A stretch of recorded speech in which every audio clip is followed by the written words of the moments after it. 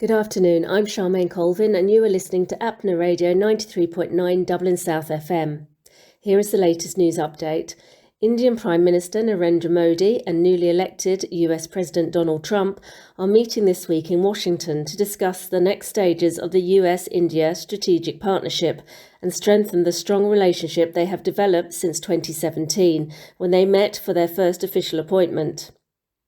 Both leaders have developed a strong rapport over the years, attending high-profile meetings and events such as the massive rallies held in Houston and Ahmedabad. Both also have a common goal, sharing worldviews and politics and a mutual strategic focus on countering China, a concern that has also strengthened the broader US-Indian partnership. Analysts believe Trump could introduce Modi to SpaceX and Tesla chief Elon Musk, which would be mutually beneficial as Musk is keen to develop his business interests in the Indian market, and Modi is equally keen to scale up India's burgeoning electric vehicle sector, with the opening of a Tesla factory in India. In anticipation of Trump's central economic plan to introduce tariffs, which he believes will boost US manufacturing and protect jobs and grow the economy in general, Modi has already lowered some tariffs, demonstrating a willingness to shore up bilateral relations.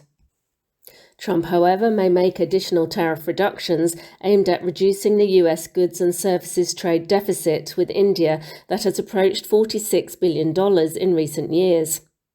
Returning undocumented Indians back to India from the US is also likely to be on the agenda, as well as oil, which saw India purchasing cheaper oil from Russia after its invasion of the Ukraine, rather than the US, the number one supplier of oil in 2021.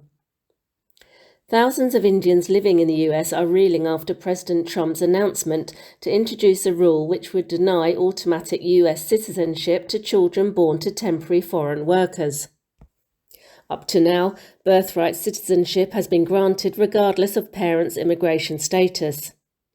Two federal judges, however, have blocked the order, which means the ruling cannot take effect until the cases are resolved in court. A higher court, though, could overturn any decision.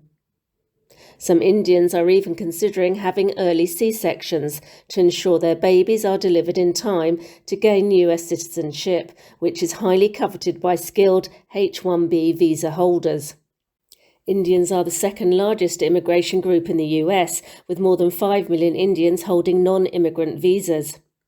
If Trump's new ruling is implemented, the Pew Research estimate of 725,000 undocumented Indian immigrants in the US will also be affected.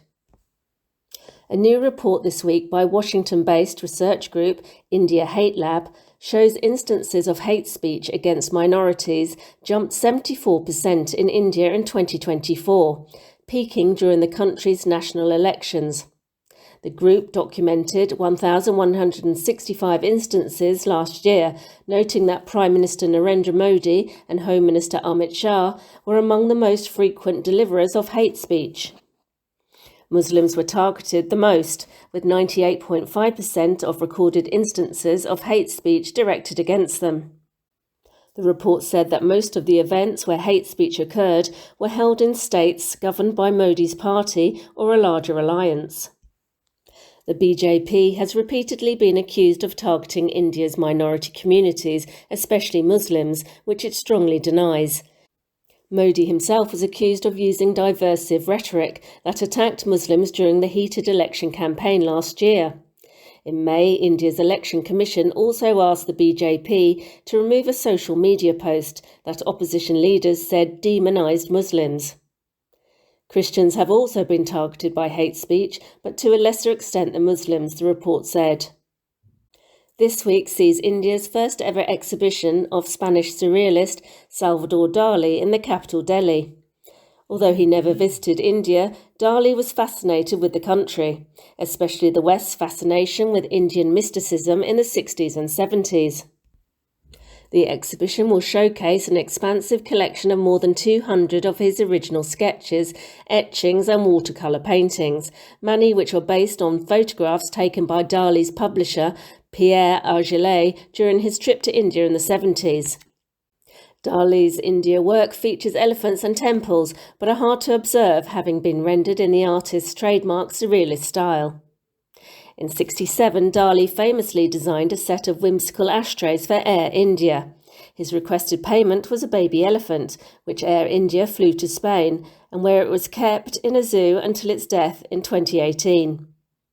Dali had intended to cross the Alps on the elephant, but his wife dissuaded him. And finally, British pop star Ed Sheeran was stopped from busking on the streets of southern Indian city Bengaluru by Indian police on Sunday.